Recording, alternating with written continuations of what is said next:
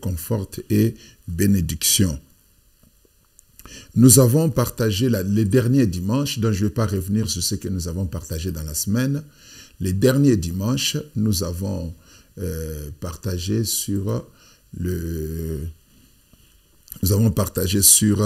Ruth, comment est-ce qu'elle a pu entrer dans la lignée de Jésus. Comment est-ce qu'elle a pu s'intégrer dans l'histoire grandiose. C'est la plus grande histoire de l'humanité, vous devez savoir. L'histoire du Christ est la plus grande histoire de l'humanité. Et la lignée de Jésus est la plus puissante lignée dans le monde. Il n'y a pas de lignée plus puissante que celle dans laquelle est né Jésus. Parce que nous voyons dans cette lignée des hautes personnalités spirituelles, des grands esprits. Dans cette lignée, entre autres, il y a d'abord Adam lui-même, et puis il y a Seth, et puis il y a Noé, il y a Enoch. Enoch marcha 300 ans avec Dieu, puis il ne fut plus, il fut transporté au ciel. Et puis il y a Noé, il y a Methushélah, l'homme qui a vécu plus longtemps que tous les hommes sur la terre. Et Methushélah, qui était le fils d'Enoch. Et puis il y a Noé, il y a Sem, un grand esprit. Et puis il y a Abraham, il y a Isaac, il y a Jacob. Et puis il y a Joseph, les 12 tribus, Israël, les rois David, Salomon, Ézéchias, Osias, des puissants rois dans l'histoire. Et puis il y a Joseph, et puis il y a Jésus-Christ qui fut adopté par Joseph. Donc ça c'est vraiment une lignée très très puissante. Et une femme a pu intégrer dans cette lignée-là. Le dimanche passé, je vous ai parlé de sa capacité de voir au-delà des limites de la vie de Naomi. Sa capacité de voir au-delà des propositions purement charnelles de Naomi. Sa capacité aussi de pouvoir avoir des ambitions malgré un background négatif. Et elle a espéré qu'elle pouvait être une grande dame, bien qu'elle fût issue d'une lignée maléfique. Elle est venue d'une lignée d'inceste. Son père et ses grands-mères, ses arrière-parents, c'est-à-dire sont issus d'inceste. Quand on parle des Moabites, on parle d'une nation dont l'origine est l'inceste. Je l'avais expliqué. Mais le pouvoir et la foi des rites étaient forts de telle enseigne qu'elle pouvait transcender les réalités spirituelles de sa lignée, les réalités spirituelles de son background.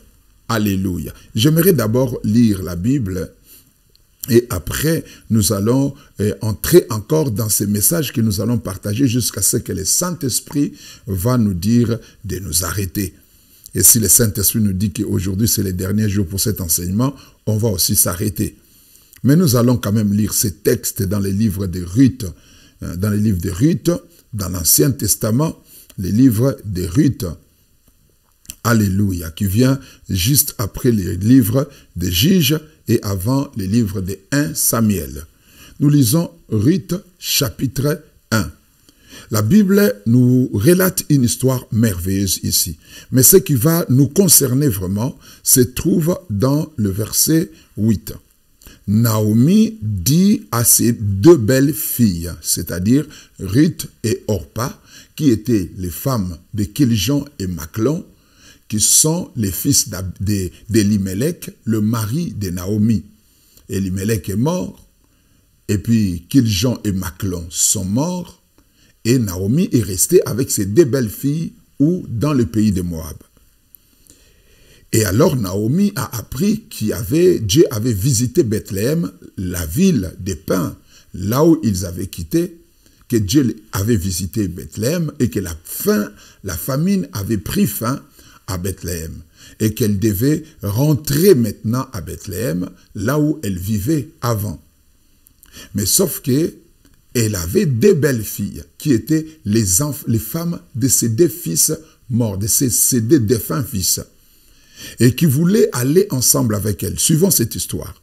La Bible dit, Naomi dit à ses deux belles filles, allez-y retourner chacune dans la famille de votre mère. Que l'Éternel agisse avec bonté envers vous, comme vous l'avez fait envers ceux qui sont morts et envers moi. Alléluia. Que l'Éternel fasse trouver à chacune du repos dans la maison d'un mari. Puis elle les embrassa. Elles se mirent à pleurer tout haut et lui dirent, non, nous irons plutôt avec toi vers ton peuple. Naomi dit, retournez chez vous, mes filles. Pourquoi viendrez-vous avec moi? Suis-je encore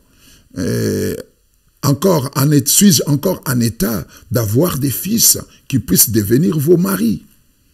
Retournez chez vous, mes filles. Allez-y, je suis trop vieille pour me remarier. Et même si je disais, si j'ai de l'espérance, même si cette nuit j'étais avec un homme et que je mette au monde des fils, attendriez-vous pour cela qu'ils aient grandi? Refuseriez-vous pour cela de vous marier? Non, mes filles, car à cause de vous, je suis dans une grande amertume, parce que l'Éternel est intervenu contre moi. Elles se remirent à pleurer tout haut.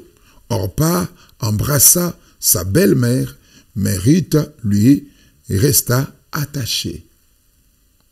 Naomi dit à Ruth, tu vois, ta belle-sœur est retournée vers son peuple et vers ses dieux, oh my God. Sa belle-sœur est retournée vers son peuple et vers ses dieux. Un jour, je vais vous parler de l'impact de l'attachement ou des alliances avec les peuples. Il faut faire très attention à ça. Au début, il disait retournez chez vos mamans, chez vos mères. Mais là, on dit que Orpa est retourné vers son peuple et vers ses dieux. C'est-à-dire qu'il y a un lien entre les peuples et leurs dieux. Ce n'est pas notre message aujourd'hui. Retourne chez toi comme elle, en d'autres termes. Retourne vers ton peuple et puis retourne vers tes dieux. C'est-à-dire ne continue pas à me suivre moi et mon peuple et va t'attacher à ton peuple et à tes dieux. Ruth répondit, ne me pousse pas à te laisser, à repartir loin de toi. Où tu iras, j'irai. Où tu habiteras, j'habiterai. Ton peuple sera mon peuple et ton Dieu sera mon Dieu. Pourquoi cette réponse? De ton peuple sera mon peuple et ton Dieu sera mon Dieu. Parce que, en retournant dans sa famille, si elle décidait de retourner dans sa famille, elle allait directement retourner vers son peuple et vers ses dieux. C'est-à-dire retourner dans l'idolâtrie. Où tu mourras, je mourrai, j'y serai enterré. Que l'Éternel me traite avec la plus grande sévérité et si autre chose que la mort me sépare de toi. La voyant décider, l'accompagner, Naomi cessa d'insister auprès d'elle. Elles firent ensemble le voyage jusqu'à leur arrivée à Bethléem. Nous voyons là une femme déterminée. Une personne déterminée qui comprend bien sa destinée. Qui comprend où est-ce que Dieu veut m'amener. Pour avoir la détermination de Naomi, il faut savoir d'abord où tu veux aller. Où tu veux aller et qu'est-ce que tu veux devenir.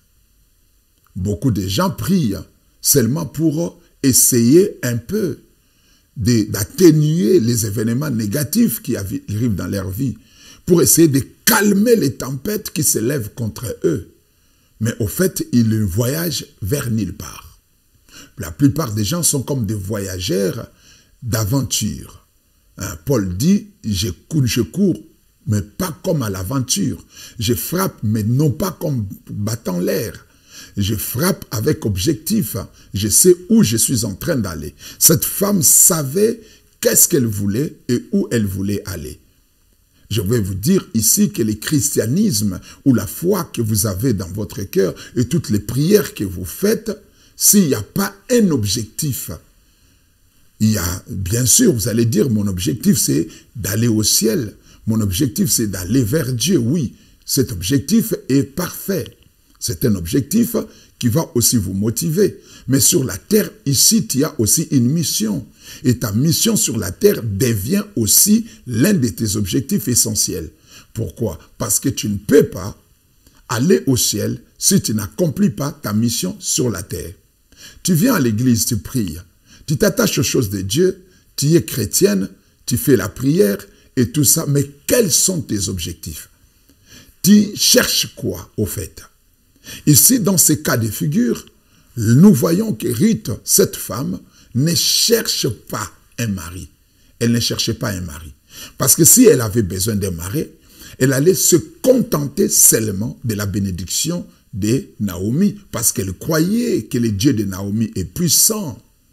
Et elle croyait aussi à la foi de Naomi, malgré les épreuves qu'elle avait connues. Elle croyait à la foi de Naomi et au Dieu de Naomi. D'où elle pouvait se contenter de la bénédiction que Naomi lui avait donnée en disant que Dieu te fasse trouver le repos dans la maison d'un mari ou dans les bras d'un mari. Elle pouvait se contenter de ça et de dire qu'une servante de Dieu m'a béni pour avoir les mariages. Je vais retourner vers mes dieux et je vais retourner vers mon peuple et je pourrai aussi avoir un mari. Mais l'objectif de cette femme était très très élevé.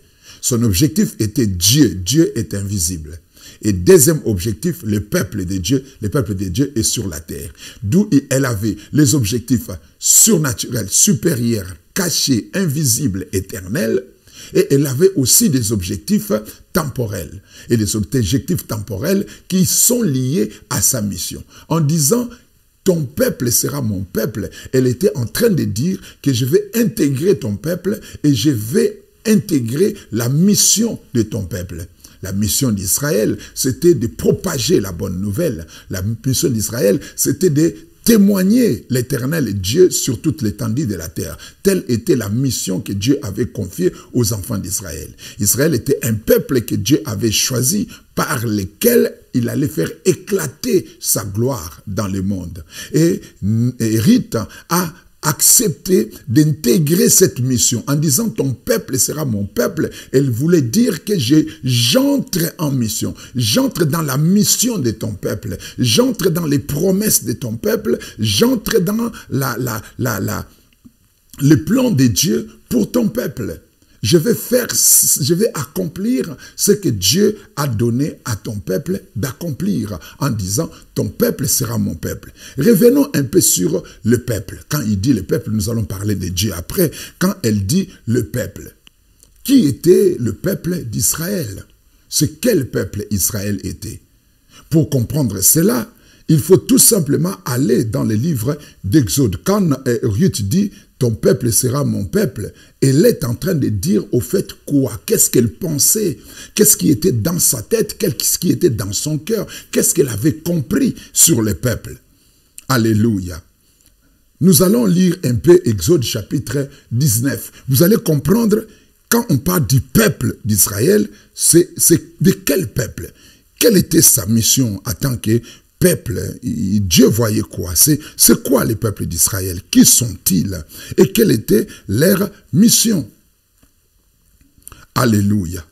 J'aimerais bien que tu puisses bien suivre cet enseignement et surtout ce que nous sommes en train de dire maintenant, parce que chacun de nous doit avoir une vraie vision et de vrais objectifs par rapport à sa connexion avec l'Éternel. Tu ne dois pas être là dans les choses de Dieu seulement pour être là, pour essayer un peu de calmer les tempêtes et calmer certaines situations qui arrivent dans ta vie ou faire face à certaines éventualités qui se trouvent là dans ta vie de tous les jours. Non, tu dois avoir une vision liée à Dieu et à son peuple. Alléluia. Nous allons lire quelques textes de la Bible et nous allons voir quand les enfants d'Israël, Dieu parle d'Israël en tant que nation, il parle de quoi?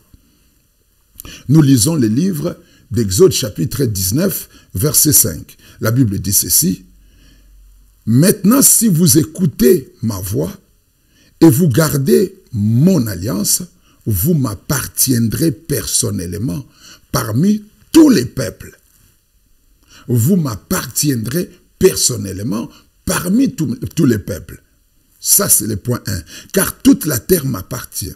Vous serez pour moi un royaume de prêtres et une nation sainte. Voilà les paroles que tu diras aux Israélites. Être le peuple d'Israël, c'est accepter de s'appartenir à Dieu. Deuxièmement, c'est accepter d'être un peuple qui se sacrifie pour l'Éternel, un peuple qui sert Dieu. C'est ça être le peuple d'Israël. Maintenant, si vous écoutez ma voix et si vous gardez mon alliance, vous m'appartiendrez personnellement parmi tous les peuples, c'est-à-dire devenir un bien privé de l'Éternel, devenir une propriété personnelle de l'Éternel. Et quand Ruth disait « ton peuple sera mon peuple », elle était en train de dire que j'accepte d'appartenir à l'Éternel Dieu et de devenir une propriété personnelle de Dieu. J'entre dans les règles, dans la loi, dans les paroles que le Seigneur avait déclarées sur le peuple. J'accepte d'obéir aux ordonnances que le Seigneur a données à ton peuple. Ton peuple sera mon peuple, ton Dieu sera mon Dieu. D'où il s'est fixé un objectif temporaire, un objectif matériel de faire partie du peuple de Dieu. Et puis elle avait un objectif supérieur et suprême qui est que Dieu soit son Dieu et que le peuple soit aussi son peuple. En d'autres termes, et comprenons bien ce que je vais vous expliquer ici, que le peuple d'Israël ne peut pas, tu n'es pas béni avec Israël si le Dieu d'Israël n'est pas ton peuple, n'est pas ton Dieu. C'est-à-dire, pour faire partie d'Israël, il faut que l'Éternel Dieu devienne ton Dieu et alors toi, tu vas intégrer le peuple d'Israël. C'est comme aujourd'hui, les gens vont aux églises, ils font partie de l'église, mais ils ne sont pas en grande majorité les soumis au Dieu de l'église.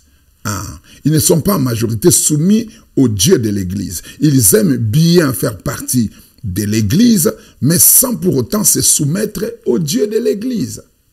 Ce que le Seigneur veut pour toi, pour que tu puisses vivre une vie merveilleuse avec lui, c'est que non seulement tu fasses partie de l'Église, mais que l'Éternel soit ton Dieu. C'était ça l'objectif de Ruth. Elle a compris que pour faire partie de cette bénédiction, pour profiter de cette bénédiction que Dieu a donnée à cette nation, je dois non seulement faire partie du peuple, mais je dois aussi faire de leur Dieu mon Dieu. Alléluia. Leur Dieu doit être mon Dieu. On ne bénéficie pas de la bénédiction d'Abraham si le Dieu d'Abraham ne devient pas ton Dieu. Pour que le Dieu d'Abraham, pour que bénéficier de la bénédiction d'Abraham, il faut que le Dieu d'Abraham devienne d'abord ton Dieu. Si le Dieu d'Abraham ne devient pas ton Dieu, tu ne bénéficieras pas de la bénédiction que Dieu avait donnée à Abraham. Parce que quand Dieu parle sur Abraham, la Bible dit, l'Éternel n'a pas honte d'être appelé leur Dieu. Il est le Dieu d'Abraham, le Dieu d'Isaac, le Dieu de Jacob, et il n'a pas honte d'être appelé leur Dieu. N'oubliez pas aussi qu'il y a un texte sur Israël qui dit « Heureux le peuple dont l'Éternel est Dieu ». Heureux le peuple dont l'Éternel est Dieu, parce que l'Éternel est leur Dieu, c'est alors qu'ils sont heureux. En d'autres termes, le bonheur avec le Seigneur ne dépend que de notre appartenance à lui. Ça ne dépend pas d'autre chose. D'abord, s'appartenir à lui. Nous sommes en train d'essayer de disséquer la pensée, de pénétrer la pensée de Ruth, de voir qu'est-ce qui l'avait animé, comment est-ce que cette femme a intégré l'histoire de Jésus, comment est-ce qu'elle s'est retrouvée dans la lignée de Jésus. Alléluia. La première chose, c'était ça. Elle a fixé des objectifs très hauts. Nous allons maintenant voir ces objectifs-là. Elle a voulu que l'Éternel soit son Dieu. Elle a voulu que l'Éternel soit son Dieu. Suivez-moi très bien. Comment est-ce que l'Éternel pouvait devenir le Dieu d'une femme qui est issue d'une nation païenne? Comment est-ce que l'Éternel pouvait devenir le Dieu d'une femme qui est issue d'une nation incestueuse, d'un pays dont l'origine est l'inceste? Comment est-ce que l'Éternel pouvait devenir son Dieu? Ça, c'est une bonne nouvelle d'abord. Pour toi qui es là et qui vives tout le temps avec l'idée comme quoi la malédiction des ancêtres t'empêche de vivre la bénédiction des divines. Tu vis avec ces pensées tout le temps. Je ne dis pas que les malédictions ancestrales n'existent pas. Je ne dis pas que les influences des alliances antérieures au sein de ta famille n'existent pas. Ça existe, mais sauf qu'il y a une possibilité de vivre au-dessus et au-delà de toutes les limites établies par les malédictions de tes ancêtres. J'aimerais bien que tu puisses comprendre ces messages. Et notre exemple, notre modèle, c'est Ruth. Je suis heureux de partager ce message avec vous et que ce message se trouve dans l'Ancien Testament. Pourquoi? Parce que d'abord, dans l'Ancien Testament, Jésus n'était pas encore mort à la croix. Dans l'Ancien Testament, les hommes n'étaient pas encore lavés et ni rachetés par le sang de l'agneau. Parce que la Bible dit, c'est ni par des choses périssables, l'or ou l'argent, que nous avons été rachetés de la vaine manière de vivre que nous avons hérité de nos parents. Mais à l'époque des rites, le sang de Jésus-Christ n'avait pas encore coulé. Mais cette femme, malgré que faisant partie d'une lignée incestueuse, avec un background rempli de mauvaises choses, un peuple qui avait ses propres dieux, dont peut-être elle aussi a adoré dans son enfance jusqu'à ce qu'elle se marie, cette femme s'est dit que je vais intégrer la lignée des dieux, je vais faire partie d'Israël, le Dieu d'Israël va être mon Dieu. Ça, c'est très, très fort pour une personne qui a un background, qui a une lignée, qui vient d'une lignée maléfique, d'avoir de telles ambitions. Si quelqu'un était à côté d'elle, peut-être pendant qu'elle était en train de se dire que je ferai partie du peuple d'Israël, le Dieu d'Israël sera mon Dieu, je pense que quelqu'un l'aurait découragé pour lui dire que non, tu ne mérites pas, tu n'es pas qualifié pour faire partie de ce peuple, parce que c'est un peuple qui a des alliances, et ces alliances sont ici de leur père, et toi tu ne fais pas partie de leur père, tu n'as pas le sang de leur père, donc tu ne peux pas faire partie de ce peuple. Que quelqu'un lui aurait dit aussi que dans leur loi, il est écrit qu'ils ne peuvent même pas se marier. C'est-à-dire, le peuple d'Israël ne peut pas se marier avec les Moabites. Mais même si le peuple, les hommes ne peuvent pas s'attacher aux Moabites, combien leur Dieu va devenir ton Dieu? Si les peuples seulement, les hommes d'Israël ne peuvent pas vivre avec nous, et comment est-ce que toi tu peux faire de leur Dieu ton Dieu? Comment est-ce que leur Dieu va t'accepter? Quelqu'un l'aurait peut-être découragé, que c'est impossible. Mais je suis en train de dire à quelqu'un qui est en train de me suivre ce soir, que l'Éternel est ton Père. Il est ton Père, quel que soit ton background, quel que soit ton arrière-plan, quel que soit ce que tu étais avant, il y a possibilité que l'Éternel commence à faire des choses avec toi. Ruth, n'oubliez pas qu'elle est née d'une famille de Moabites, c'est-à-dire elle était idolâtre dès le commencement, dès le commencement déjà elle était idolâtre, elle a grandi dans l'idolâtrie. N'oubliez pas que Naomi dit à Ruth et à Orpa, retournez vers votre peuple et vers votre peuple et vos dieux. Elle dit que Orpa est retournée vers son peuple et ses dieux. Donc, Naomi savait que Ruth avait des origines idolâtres. Elle avait des origines idolâtres et que son peuple était aussi idolâtre. Donc, bien qu'elle a grandi dans l'idolâtrie, Bien que dans le background, dans son background, dans son peuple, parmi son peuple, il y a eu des gens, des sorciers. Vous savez, la sorcellerie était pratiquée par Balaam pour maudire Israël. Et Balaam était un prophète Moab. Un prophète de Moabite plutôt. Balak qui avait engagé Balaam pour maudire Israël était Moabite, ce qui explique certaines pratiques qui existaient dans cette nation dans le but de détruire le peuple de Dieu. Tu peux peut-être avoir été parmi les personnes qui ont combattu l'œuvre de Dieu, ou soit dans ton origine, tu as pratiqué peut-être la sorcellerie, ou soit ta vie était une vie liée aux fétiches, liée aux mauvaises choses, mais cela n'empêche guère que tu deviens un enfant de Dieu. Cela n'empêche pas que tu puisses développer ou contracter une alliance avec Dieu. Cela n'empêche pas que tu puisses devenir fils de Dieu ou fille de Dieu. C'est possible, quel que soit ce que tu as fait dans le passé. Si cela a été possible pour Ruth, qui a vécu ça dans sa vie, qui a vécu une vie idolâtre, et qui était d'une nation idolâtre, et elle est entrée dans la destinée du Christ, dans la lignée de la destinée du Christ, Dieu va le faire la même chose avec toi. Dieu, je ne dis pas que peut, mais il va faire la même chose avec toi qui crois en lui, quel que soit ton background. Et qu'est-ce que Ruth avait fait pour arriver à intégrer son nom dans la généalogie de Jésus-Christ, pour devenir la grand-mère de David, la grand-mère de Salomon, l'arrière-arrière-arrière-grand-mère de Joseph, père adoptif de Jésus. Qu'est-ce qu'elle avait fait? Nous allons voir la foi de cette femme. Nous allons disséquer la foi de cette femme, sa croyance, ses croyances. Comment est-ce qu'elle a procédé? Alléluia.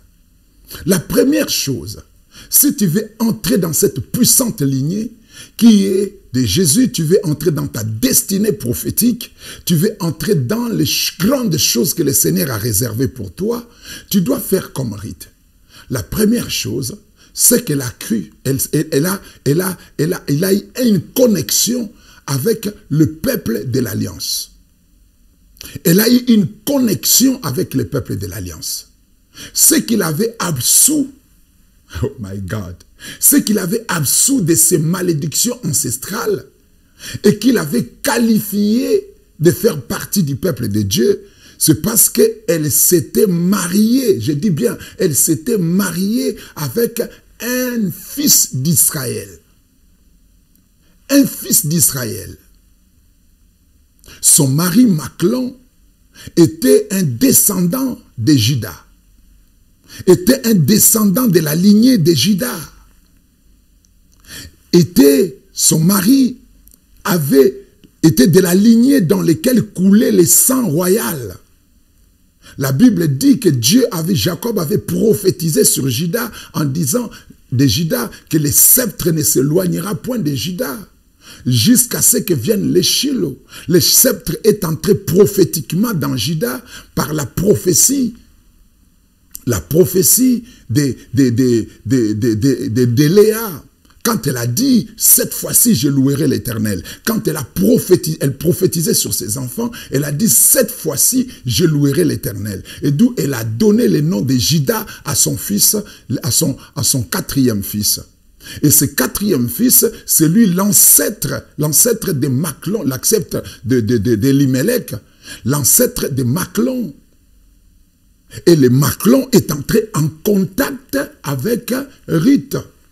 La connexion de Ruth avec Machlon l'avait déjà, d'une manière spirituelle, intégré parmi les peuples d'Israël. Elle avait compris ça, que je fais partie de ces peuples par la connexion que j'ai de Machlon. Alléluia. Et ce qui est merveilleux dans cette histoire, c'est que Elimelech, Machlon et Kiljon étaient déjà un peu en disgrâce. Pourquoi je dis qu'ils étaient en disgrâce? Parce qu'ils avaient quitté Bethléem. Ils étaient dans la désobéissance. Je vais vous montrer la puissance de l'alliance. La puissance de l'alliance. Oh my God. Je vais vous montrer ici la puissance de l'alliance. Ils étaient déjà en disgrâce. Ils avaient déjà quitté Israël. Ils sont allés dans une nation dans laquelle dont Dieu les avait interdit d'avoir des connexions. Troisièmement, non seulement ils ont quitté Israël, ils sont allés vers un peuple idolâtre, mais ils se sont mariés avec des filles d'un peuple idolâtre.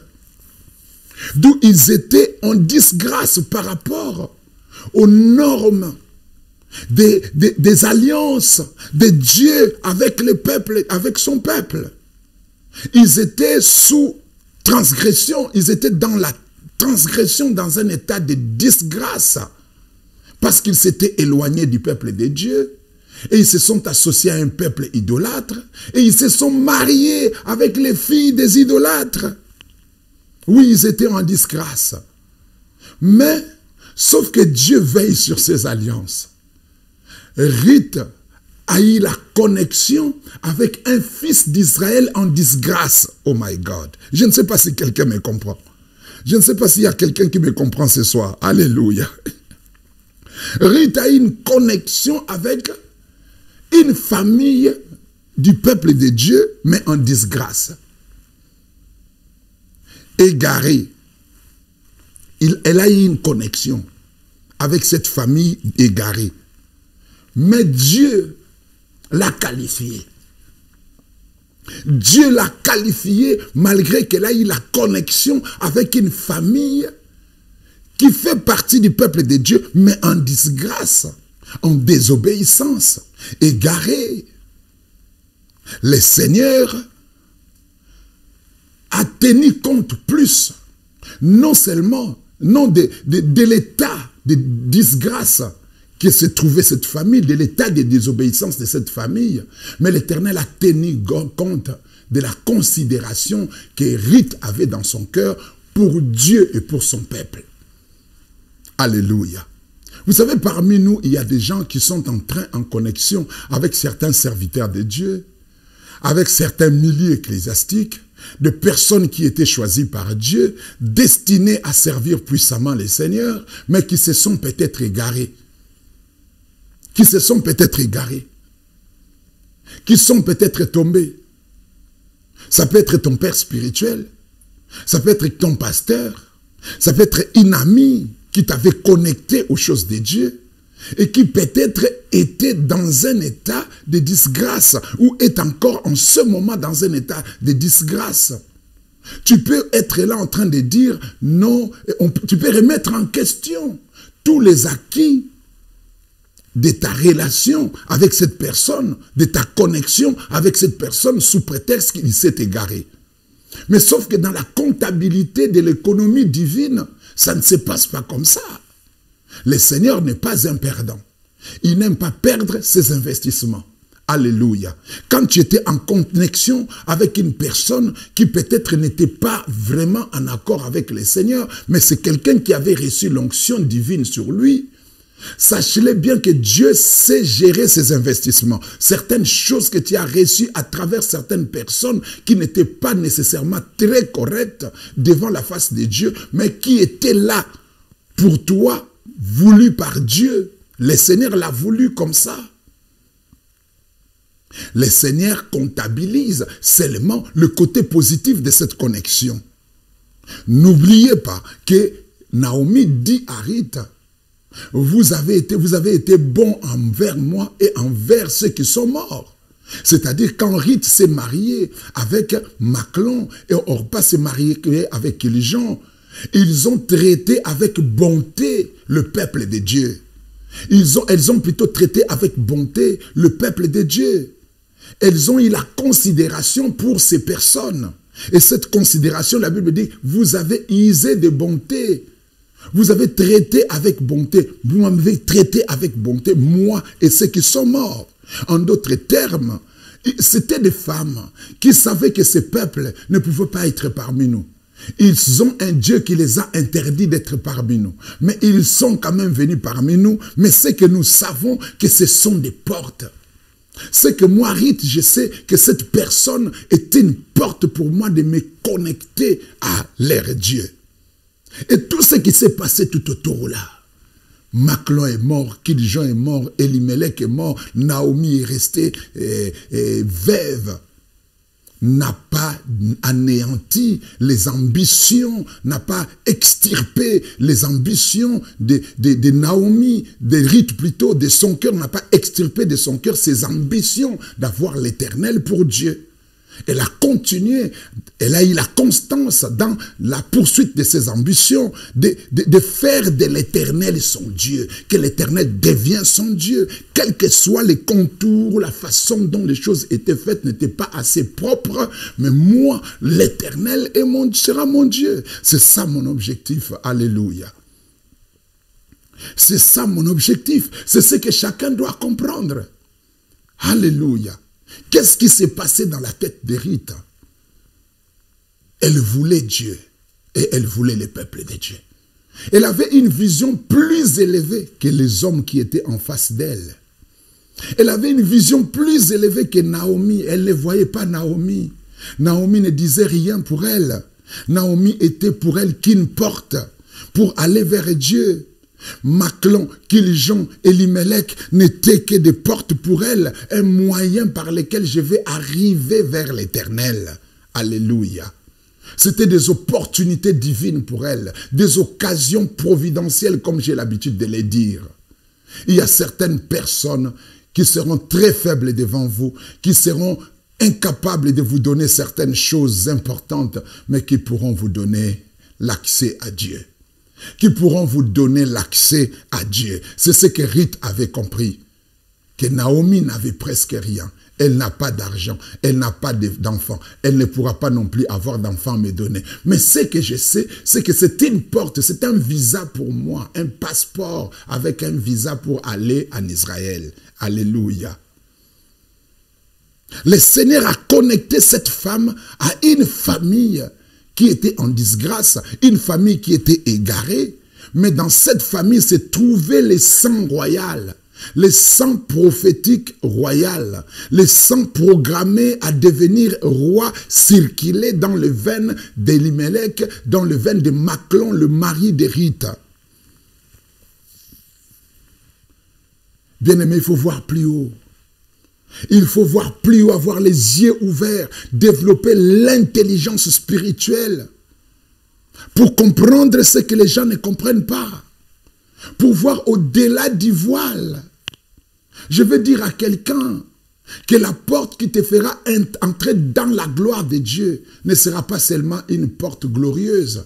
Non, non, non. Ça ne sera pas nécessairement une porte glorieuse, une porte lumineuse, une porte brillante. Non, pas nécessairement.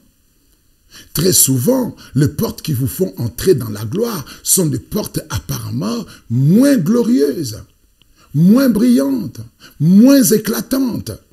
Alléluia.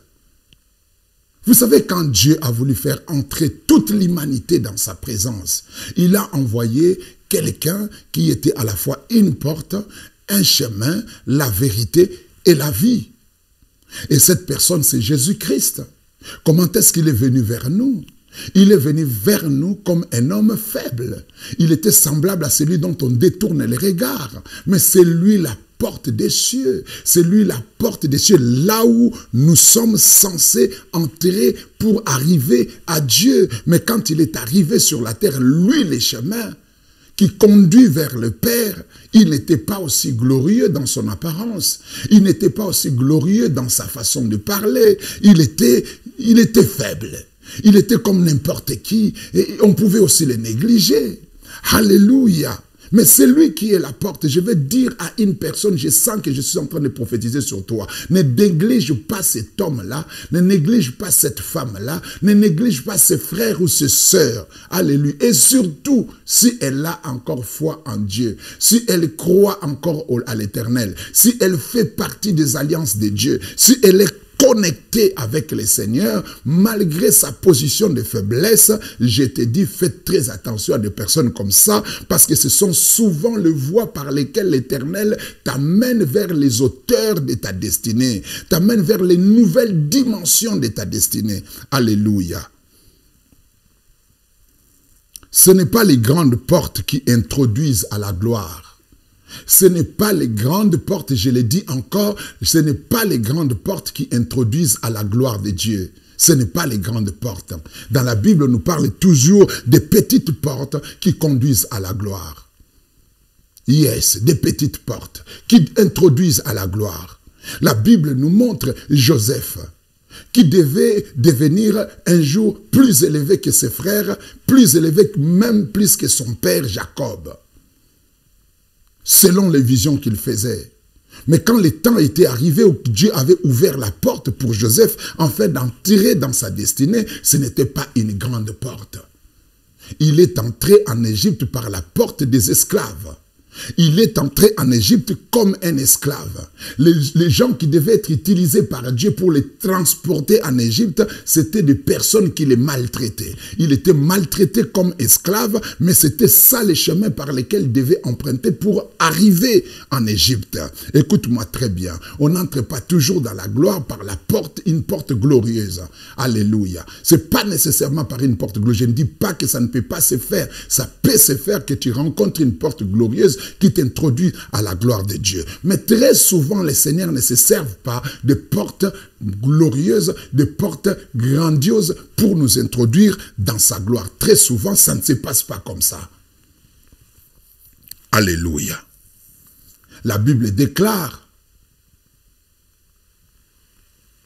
étroite est la porte, large et spacieux est le chemin qui mène à la perdition. Étroite est la porte. Il dit: efforcez-vous d'entrer par la porte étroite. Efforcez-vous d'entrer par là. Quand les opportunités se présentent, ça se présente en forme de petites portes. Ça se présente en forme de petites connexions. Ça se présente en forme de petites choses. Dieu ne commence jamais les grandes choses en faisant les grandes choses. Dieu commence les grandes choses en faisant des petites choses. Alléluia. Dieu commence les grandes choses en faisant des petites choses. Je l'avais expliqué au cours que j'avais donné, vous ne pouvez qu'aller visiter ces vidéos, où j'avais fait la démonstration de la naissance de l'univers. Alléluia. Les grandes choses commencent par les petites choses. Et les portes qui vous donneront l'accès à la grandeur sont souvent des petites portes. Et c'est ces petites portes-là, vous devez vous efforcer à y entrer. Pourquoi vous efforcer? Non seulement parce que la porte elle est petite, mais parce que la porte vous semble, et des fois, non, ça ne représente rien pour vous. Ça ne représente rien pour vous. Quand on dit étroite est la porte dans tes pensées. La porte n'est pas étroite dans la pensée de Dieu. Non, la porte est étroite par rapport à toi, par rapport à ta conception de la vie, par rapport à ta façon de voir les choses. Tu vas considérer que cette porte est étroite. C'est une petite porte par rapport à ma vision. Une petite porte par rapport à la taille de mes ambitions, une petite porte par rapport à mes attentes, une petite porte par rapport à mes besoins, par rapport à mes désirs. Cette porte, elle est petite, c'est-à-dire elle ne pourra pas me donner l'accès à des choses dont je désire vraiment. C'est pourquoi la Bible dit: efforcez-vous, efforcez-vous, efforcez-vous. Alléluia. Efforcez-vous. Pourquoi vous devez vous efforcer? Efforcez-vous, c'est-à-dire, veuillez vous convaincre vous-même que cette petite porte vous fera entrer dans la gloire.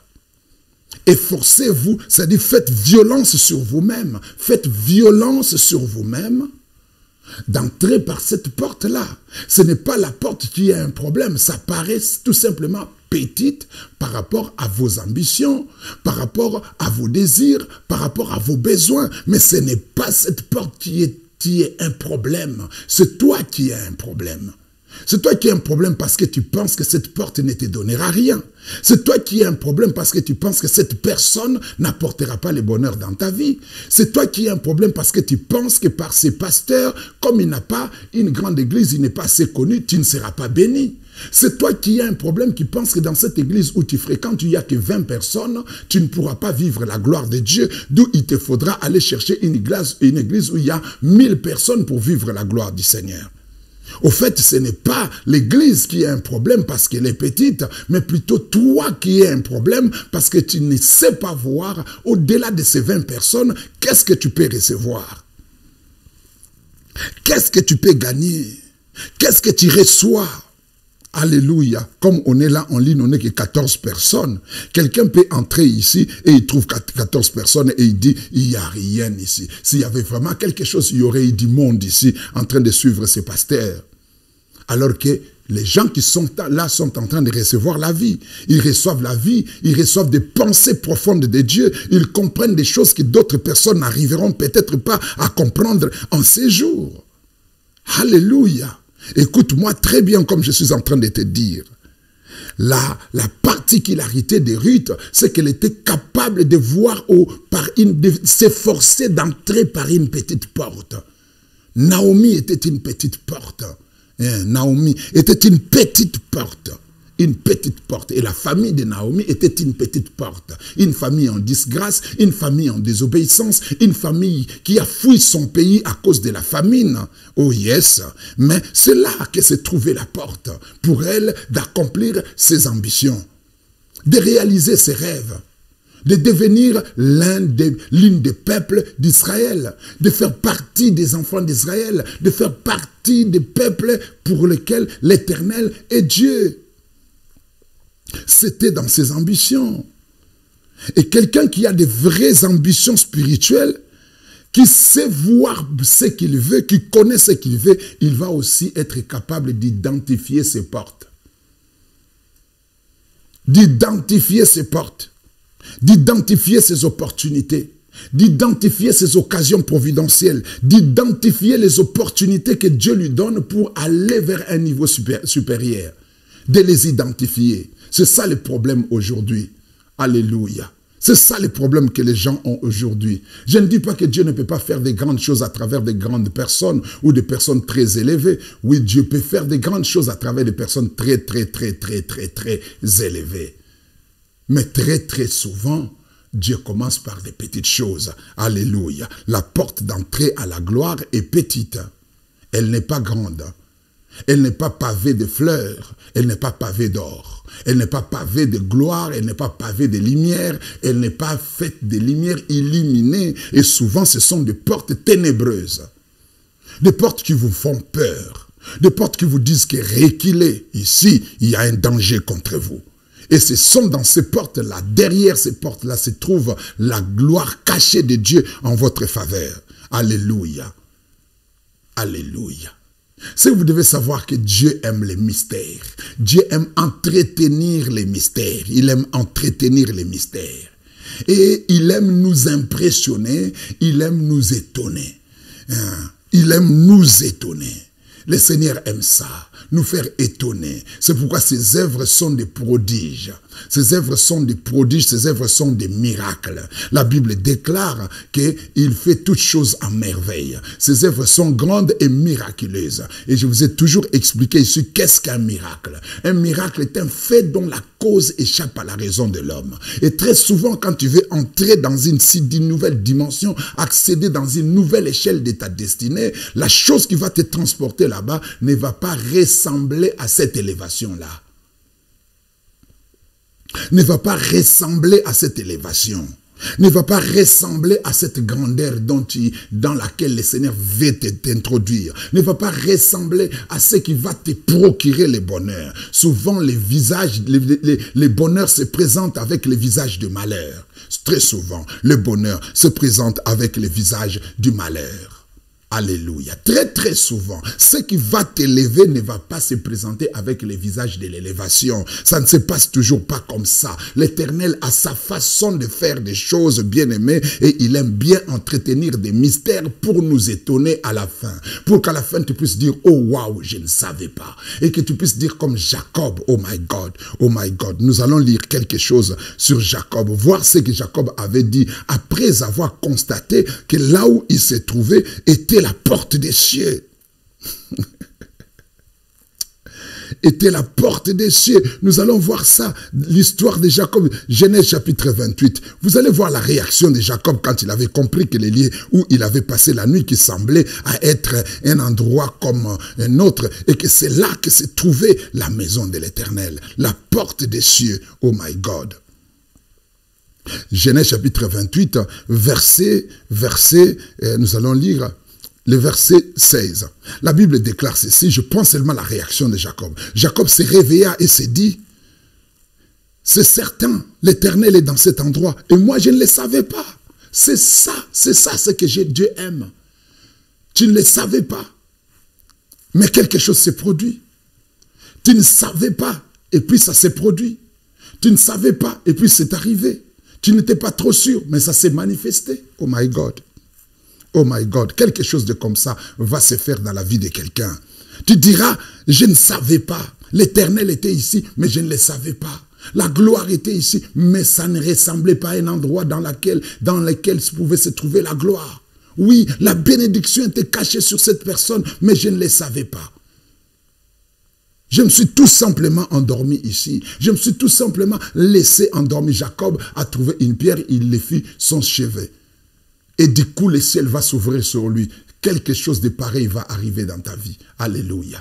Quelque chose de comme ça va arriver dans ta vie. Tu seras en connexion avec une personne qui semble ne pas détenir quelque chose, ne pas avoir la possibilité de t'aider, ne pas avoir la possibilité de t'amener quelque part. Mais c'est cette personne-là qui va t'introduire dans l'inaccessible, qui va te faire entrer dans l'infranchissable, qui va te faire traverser les frontières de tes limites.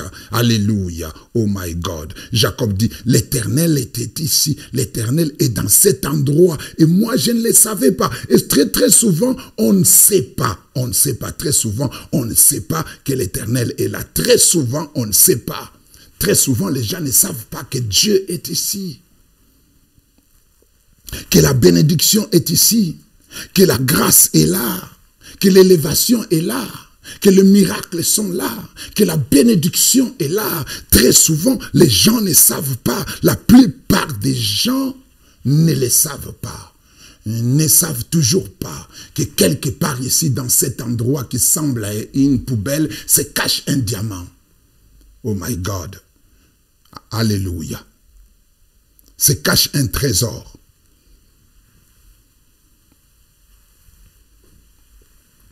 La Bible dit le royaume des cieux est semblable à un trésor caché dans un champ. Je pense que les trésors devaient se retrouver dans une banque, pas dans un champ. Je pense que les trésors devaient se retrouver dans une banque et pas dans un champ. Oh my God. Alléluia. Est-ce que quelqu'un me comprend? Quelqu'un comprend ce que j'essaye de te faire comprendre. Ruth, elle avait cette capacité de voir la possibilité de devenir l'un du peuple de Dieu, de faire partie du peuple de Dieu à travers une personne, une famille qui était en disgrâce. Une famille qui subissait la malédiction divine. Une famille qui subissait la malédiction divine. Et Ruth a vu qu'à travers cette famille, c'est une porte pour moi d'entrer dans les alliances de Dieu, de me retrouver dans la lignée prophétique et royale du Christ. Alléluia. Oh my God. Oh my God. J'aimerais bien que ta façon de voir les choses, la façon de fonctionner, la façon d'aborder les choses de Dieu puisse changer. Vois comme Dieu voit. Ne vois pas comme les êtres humains voient. Vois au-delà de tout ce qui est physique. Ça, c'est la première chose. La deuxième chose, Ruth s'est rendue plus fort que la force de ses alliances antérieures. Elle s'est rendue plus forte que la force de ses alliances antérieures. Alléluia. Les gens aiment bien parler de la délivrance. Oh, délivrance, délivrance, délivrance. La délivrance, Jésus vous l'a déjà accordée. Vous êtes déjà sauvés par la foi en Jésus-Christ. Et aucun pasteur ne pourra me convaincre du contraire. Vous êtes sauvés par la foi en Jésus-Christ. Dieu a tant aimé le monde qu'il a donné son Fils unique afin que quiconque croit en lui ne périsse point, mais qu'il ait quoi? La vie éternelle. Il est écrit dans la parole de Dieu qu'il n'y a aucune condamnation pour ceux qui sont en Jésus-Christ. Il est écrit dans la parole de Dieu que si quelqu'un est en Christ, il est une nouvelle création. Les choses anciennes sont passées et voici toutes choses sont devenues nouvelles. Il est écrit dans la parole de Dieu que Dieu nous a délivrés des ténèbres et il nous a transportés dans le royaume de son Fils bien-aimé. C'est ça la parole de Dieu. Il n'y a pas autre chose. Mais le problème, c'est que vous devez vous accaparer de votre liberté. Vous devez vous accaparer de votre liberté. Parce que bien que Jésus-Christ vous a sauvé, il vous a délivré, le diable reviendra toujours à la charge. Il reviendra d'une manière ou d'une autre. Quand tu étais dans le péché avant de connaître Jésus, tu étais pécheur au vrai sens du mot. Tu étais sous la malédiction du péché, la malédiction de ta famille. Au vrai sens du mot, tu étais sous la malédiction. Donc c'était une vérité que tu étais pécheur, que tu étais maudit, ça c'était la vérité. Mais depuis le jour où tu es sauvé, tu as quitté les camps du diable, tu as cru à l'évangile de Jésus, tu es venu dans la parole de Dieu, tu n'es plus dans les ténèbres, tu n'es plus dans le royaume du diable, tu es dans le royaume de Dieu, tu es dans la liberté. Mais sauf que maintenant, le diable va changer sa stratégie. Avant, il t'imposait la souffrance et l'esclavage parce qu'il en avait les droits. Il te disait ce qui était vrai en te disant que tu n'es pas libre. Tu es pécheur et tu es dans les péchés et tu es sous l'esclavage. Maintenant que tu es libéré, qu'est-ce que le diable va faire? Est-ce qu'il va te laisser? Non, il va toujours revenir pour essayer de te ramener d'une manière aussi illicite, d'une manière par des voies détournées dans ta vie ancienne. Il sait qu'il n'a plus de droit, mais sauf que c'est un menteur. Il va venir avec un discours qui va te convaincre que tu n'es pas encore libre, que tu es toujours pécheur, que tu es toujours possédé, que tu es toujours sous la malédiction. Il va venir avec un tel discours pour te maintenir dans ta situation d'esclavage, mais par l'ignorance, par des tromperies, par des fausses doctrines. Il va se servir des événements tout autour de ta vie pour te convaincre que toi, tu n'es pas libre. Vous vous imaginez, les gens se jouent des fois du diable, du courage qu'a le diable, de son courage. Le diable ose, il ose. Jésus vint sur la terre, il a marché sur la terre, et le diable s'est permis d'abord de vouloir le tuer quand il était bébé. Alors que Jésus-Christ, dans les plans éternels de Dieu, il devait atteindre l'âge de 30 ans et commencer son ministère et mourir à 33 ans. Cela était déjà arrêté par les plans de Dieu. Mais le diable a quand même osé chercher à tuer Jésus. Il a quand même osé le faire. Le diable, même quand il sait que tu es dans les plans de Dieu, que tu es dans la volonté de Dieu, que les choses que tu fais sont de Dieu, il tentera toujours de te détruire, même s'il sait que tu es indestructible. Il tentera toujours de te dévier, même s'il sait que tu as la lumière de la vérité, que tu ne vas pas le suivre. Le diable a tenté Jésus, c'est qu'il peut tenter tout le monde. Il a tenté de convaincre Jésus-Christ qu'il n'était pas fils de Dieu. Donc il pourra tenter à tout le monde. Malheureusement que beaucoup de gens dans notre génération n'ont pas la connaissance de la parole de Dieu. Ils cèdent facilement aux pressions de l'ennemi dans leur vie. Le diable vint à côté de Jésus, il le transporta même en esprit et lui montra tout le royaume du monde et leur gloire. Et il a osé dire à Jésus, si tu te prosternes et m'adores, je te donnerai toutes ces choses car ils m'ont été données. Est-ce que vous vous imaginez quelqu'un qui se pointe dans ta maison, qui te voit sortir qui se pointe dans ta parcelle, il te voit sortir de ta maison avec les clés de contact de ta voiture, et puis tu entres dans ta voiture et la personne s'approche et il te dit, si tu te prosternes et m'adores, je te donnerai cette voiture dans laquelle tu te trouves. Et toi, tu es conscient que c'est ta voiture. Voyez à quel niveau le diable est capable d'oser tenter les gens. Il peut te tenter dans quelque chose qui t'appartient déjà. Dans quelque chose qui t'appartient.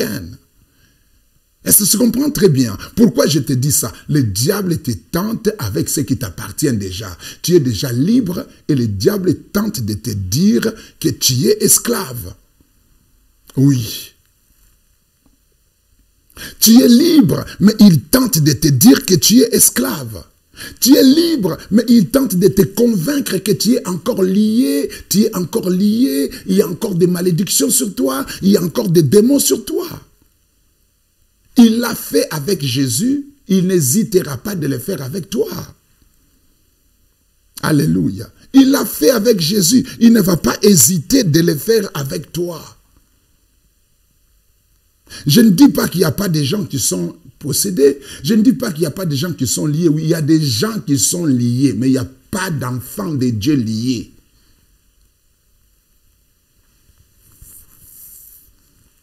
Il y a des gens qui sont liés, mais il n'y a pas d'enfants de Dieu liés par les diables. Un enfant de Dieu lié par les diables, il est seulement lié par son ignorance. Les seuls puissants liens que les diables utilisent pour retenir les enfants de Dieu dans la captivité, c'est l'ignorance. Il n'y a pas d'autres liens, il n'y a pas d'autres énergies. Il se sert de votre ignorance pour vous maintenir dans une situation d'esclavage illusoire. Créer une illusion de manque de liberté, une illusion d'esclavage en vous. Et cette illusion d'esclavage, vous la vivez comme étant la réalité de votre vie de tous les jours, la réalité de votre quotidien. Il essaie de créer, de susciter des personnes, de créer des événements tout autour de vous pour vous convaincre que vous n'êtes pas libre.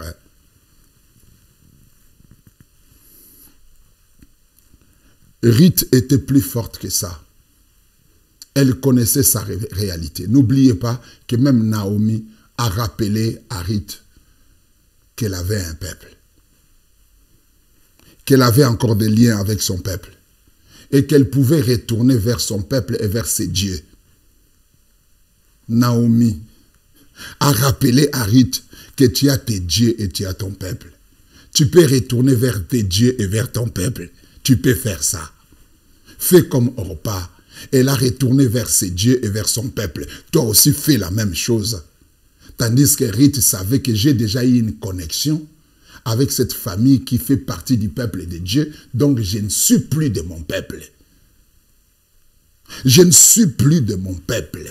Parce que j'ai eu une connexion avec cette famille qui est du peuple de Dieu. On m'a marié, j'ai été marié par quelqu'un de cette famille qui est du peuple de Dieu. Donc je ne fais plus partie de mon peuple, ni je n'ai plus mes dieux comme Dieu. Ma vie a changé à partir du jour où j'avais eu la connexion avec cette famille. J'ai fait une alliance conjugale avec cette famille. Donc je suis connecté aux alliances de cette famille. Alléluia.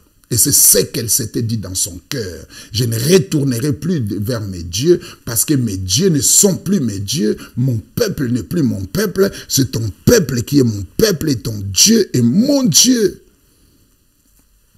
Alléluia. Il faut être plus fort. Plus fort que vos alliances antérieures. Il faut être plus puissant que votre passé. Sois plus forte que ton passé. Sois plus forte que les liens, que les alliances qui ont été contractées dans ta famille dans le passé soient plus forts que ça.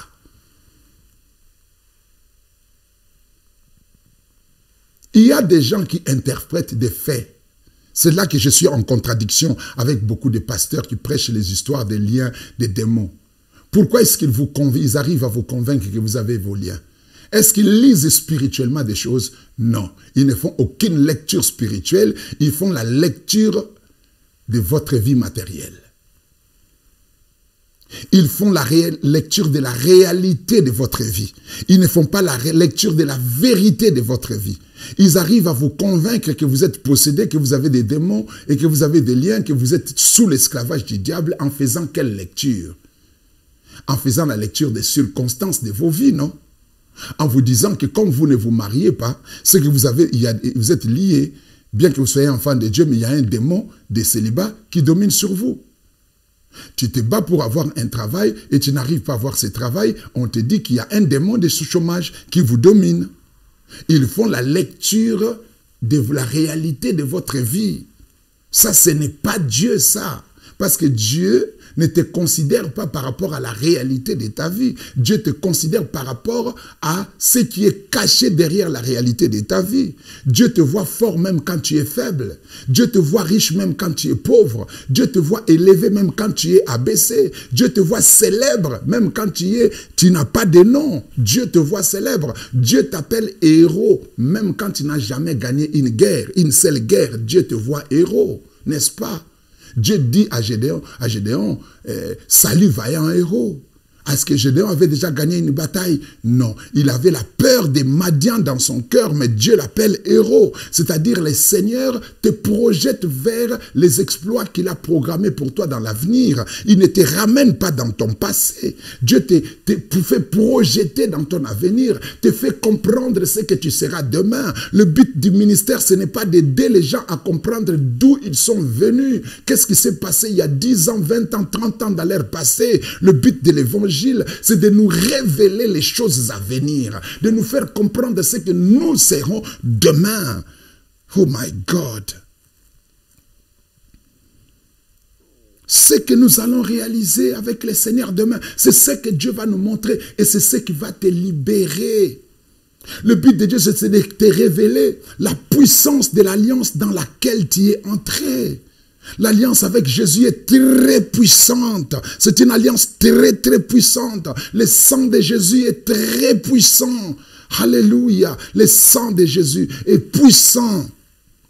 Le sacrifice de Jésus annule tous les sacrifices antérieurs qui ont été faits dans votre famille. L'alliance avec Jésus, c'est une alliance qui rompt toute forme d'alliance que tu as connue dans le passé, ou ce que ta famille avait fait dans le passé. L'alliance avec Jésus met fin à toutes les alliances antérieures. Le testament de Jésus, c'est un nouveau testament. Parce que dans l'Ancien Testament, toi tu étais condamné.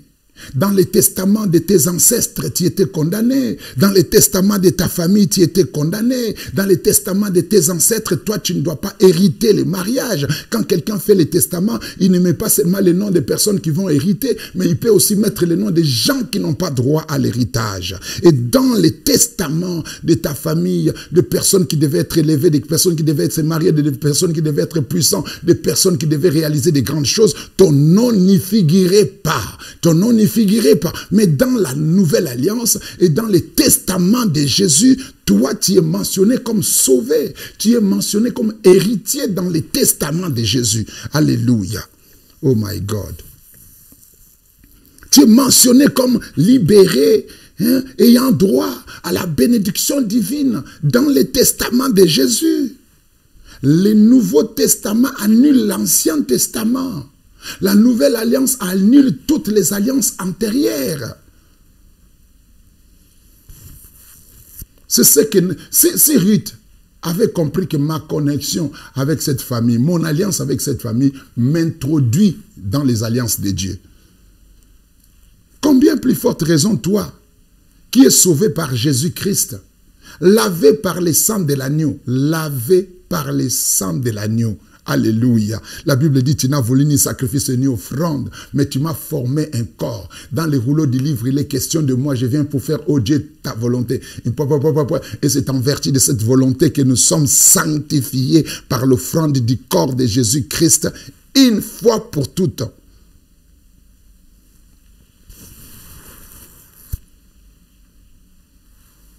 Sanctifiés par l'offrande du corps de Jésus-Christ, une fois pour toutes.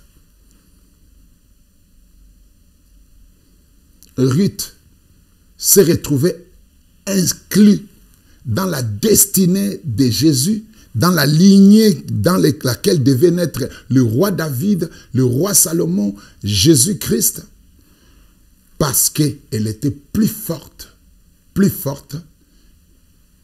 que les rappels des alliances antérieures. Le diable viendra te rappeler qu'il y a eu telle chose qui s'est passée dans ta famille. Il viendra te rappeler qu'il y a eu telle situation qui s'est passée dans ta maison. Il viendra te rappeler que tu as tes dieux et que tu as un peuple qui ne connaît pas Dieu et que tu dois retourner là-bas. Comme Naomi tentait de convaincre Ruth de retourner vers ses dieux et de retourner vers son peuple. Alléluia. Ruth était plus forte contre toute tentative de l'ennemi de le ramener dans ses alliances antérieures. À moins que tu ne sois pas convaincu de ta foi. À moins que tu sois toi-même convaincu que tu n'es pas encore né de nouveau. À moins que tu sois convaincu que ton christianisme n'est qu'un christianisme de façade. À moins que tu sois convaincu que tu sers Dieu par hypocrisie et que tu n'es pas encore devenu enfant de Dieu. À moins que tu sois convaincu que malgré ta présence à l'église, tu continues à vivre dans les péchés. À moins que tu sois convaincu toi-même, personnellement, tu sais que tu n'es pas un enfant de Dieu, tu apparais comme un enfant de Dieu, mais tu ne l'es pas dans ton cœur. Là, je suis d'accord que tu peux avoir des liens. Je suis d'accord que tu peux avoir des démons. Je suis d'accord que tu peux avoir des mauvais esprits au sein de ta vie parce que tu n'es pas dans une alliance avec le Seigneur. Bien que tu vas à l'église, bien que tu pries, bien que, mais si tu sais convaincu que tu es né de nouveau. Tu as vécu cette expérience de la nouvelle naissance. Oh my God. Et que ton cœur est attaché à des valeurs spirituelles. Tu te sens attiré par les choses de Dieu. Tu aimes Jésus et tu sais que Jésus t'aime. Oh my God. Tu aimes bien servir Dieu et tu sais que Dieu est là aussi pour te servir. Tu sais que tu es entouré d'une armée des anges qui sont tout autour de toi pour veiller sur ta vie, comme la Bible déclare que l'ange de l'Éternel campe autour de ceux qui les craignent et les arrache du danger. Tu sais que Dieu a dit, oh my God, à tous ceux qui croiront en mon nom, ils feront les œuvres que je fais, ils en feront de plus grandes car je vais au Père. Si tu sais que tu fais partie des disciples de Jésus dont il a dit, je vous ai donné le pouvoir de marcher sur les serpents et sur les scorpions et sur toute la puissance de l'ennemi et rien ne pourra vous nuire. Oh my God, je ne vois personne dire amen ici. Oh my God, je ne vois personne envoyer des likes ici. Oh my God, est-ce que vous comprenez ce que je suis en train de dire? Si tu crois que tu fais partie de ceux-là qui sont réellement sauvés, et que la vie avec Jésus n'est pas seulement une vie d'apparence, n'est pas une vie d'apparence seulement, et que ce n'est pas seulement une vie de façade, une vie où je fais bonne chère avec les enfants de Dieu, mais j'ai une autre vie. Si tu crois que ta vie est vraiment transformée, tu es libre. J'ai dit, tu es libre. J'ai dit, tu es libre. Ne laisse personne te convaincre que tu es encore sous la domination du diable, alors que la Bible dit que Dieu t'a délivré des ténèbres et t'a transporté dans le royaume de son Fils bien-aimé. Le seul lien qui peut te lier au monde des ténèbres, ça s'appelle l'ignorance. Ça ne s'appelle pas démon. Ça s'appelle l'ignorance. Les seuls liens qui peuvent faire véhiculer les énergies sataniques entre le monde des ténèbres et toi, ça s'appelle l'ignorance. Alléluia. Ça s'appelle l'ignorance. Les jours où tu es sauvé, mais cherche la connaissance. Tu es sauvé par la foi, mais tu es libéré mentalement par la connaissance. Tu es sauvé par la foi. Tu es sauvé par la foi. Tu es devenu un enfant de Dieu par la foi. Mais tu es libéré mentalement par la connaissance. Parce que ce que le diable fait maintenant, c'est qu'il manipule tes pensées. Il manipule tes pensées parce qu'il sait que tu es ignorant, bien que tu es déjà sauvé. Bien que tu sois déjà sauvé, mais tu es manipulé à cause de l'ignorance. Le Seigneur veut que tu changes. Sois comme Ruth. Le message d'aujourd'hui, c'est vois Dieu à travers une petite porte. Sois capable de voir Dieu à travers des petites portes, à travers des petites choses. Sois capable. Deuxièmement, sois plus forte que ton passé. Sois plus puissante que ton passé. Le diable les ramènera.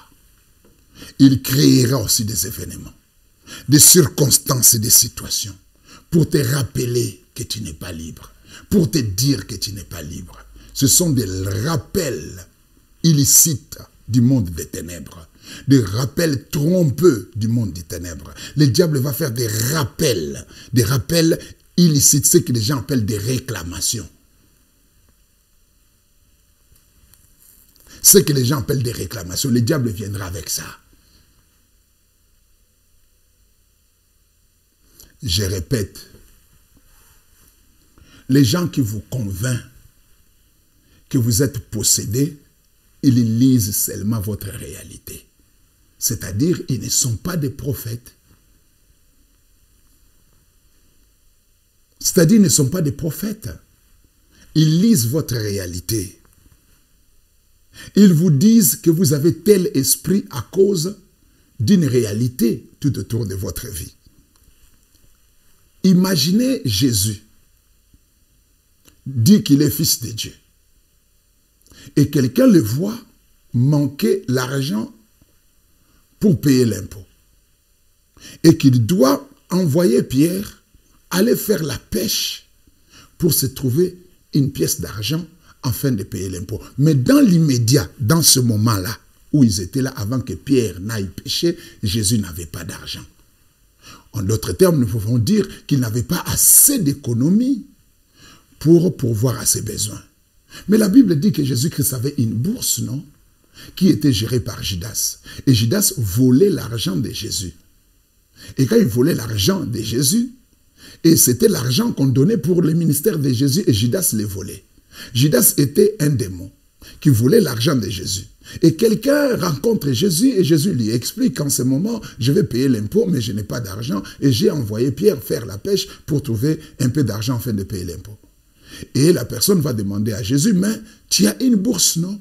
Tu as des femmes qui sont là pour te soutenir, pour te donner de l'argent, non? Oui, j'ai l'argent, mais il y a quelqu'un qui est là et qui vole mon argent. Et du coup, la personne dit à Jésus, non, c'est un esprit de servitude. Du coup, la personne dit à Jésus, c'est un esprit de servitude. La personne va dire à Jésus, tu es un esprit de servitude parce qu'on vole ton argent. Parce qu'on vole ton argent. Vous imaginez de telles choses. Les gens qui prophétisent des histoires de pauvreté, des démons, de ceci et des démons, ils lisent tout simplement votre réalité. Mais tandis que la dimension prophétique, ce n'est pas de faire la lecture de votre réalité, mais de faire la lecture des vérités cachées de votre destinée. Ce que les gens ne voient pas. Ce que les gens ne voient pas, c'est ce que nous devons lire. Ça, ce sont des constats que les gens font sur vous. Ce n'est pas spirituel. C'est un constat par rapport à la vie que vous êtes en train de mener. Et on vous dit que, bon, parce que tu es pauvre, c'est qu'il y a un esprit de la pauvreté. Jésus vivait comme un pauvre sur la terre, mais il n'était pas pauvre. Il n'avait pas l'esprit de la pauvreté. Tous les apôtres sont morts pauvres. Ils n'avaient pas l'esprit de la pauvreté. Que Dieu te bénisse. Sois plus fort que les appels et les rappels de ton passé. Si tu n'es pas né de nouveau, je te dis que tu es possédé. Si tu n'es pas né de nouveau, tu n'es pas sanctifié donc. Tu n'es pas lavé par le sang de Jésus. Tu n'as aucune alliance avec Dieu. C'est normal. Ce que ces gens-là racontent te concerne. Et la seule chose à faire, c'est de donner ta vie à Jésus-Christ pour mettre fin à cette histoire. Tu donnes sincèrement ta vie à Jésus-Christ, non pas dans le but de pouvoir te débarrasser des malédictions de tes ancêtres, mais dans le but de changer, dans le but de devenir une nouvelle création, de plaire à Dieu. Et quand tu changes à cause de ces buts-là, tu vas vivre les bénédictions de cette connexion qui sont entre autres, la liberté. La liberté.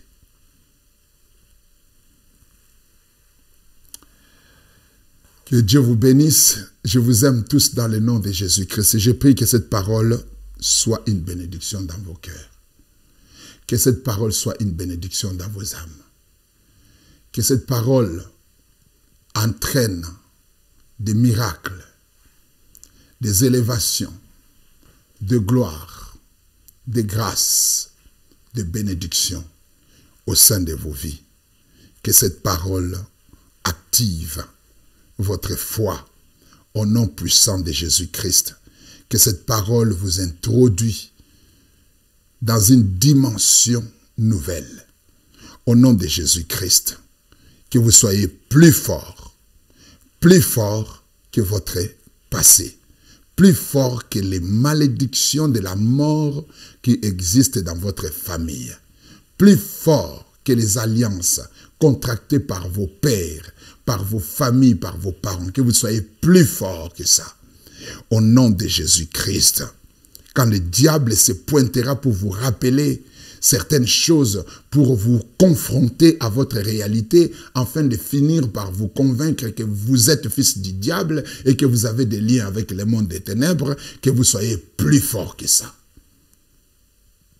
Que vous soyez plus fort que ça. La foi est une ferme assurance et une démonstration de celle qu'on ne voit pas.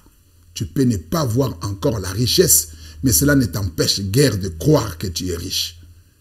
Tu peux ne pas voir ces mariages encore. Cela ne t'empêche pas de croire que Dieu t'a déjà donné ces mariages. Tu peux ne pas voir cette élévation. Cela ne t'empêche pas de croire que tu es élevé par Dieu. Parce qu'il a dit que les pauvres disent je suis riche, que les faibles disent je suis fort. Alléluia. Vivez votre foi. Vivez votre liberté par la foi. Vivez votre liberté par la foi. Vivez votre bénédiction par la foi. Vivez vos miracles par la foi. Ce que vous acceptez dans votre foi, bien-aimé, vous finirez un jour par les palper de vos mains. Parce que quand la foi dit oui, Dieu ne dit jamais non, d'où l'univers tout entier dit oui avec ta foi. Alléluia. Et tu verras les grandes choses se réaliser au sein de ta vie. Dans le nom puissant de Jésus-Christ. Et j'ai ainsi prié. Amen, amen. Sois béni, va vivre la bénédiction de Dieu, va vivre les miracles de Dieu dans ta vie, va vivre les bonnes choses de l'Éternel dans ta vie. Au nom de Jésus-Christ. Amen. Écoute-moi.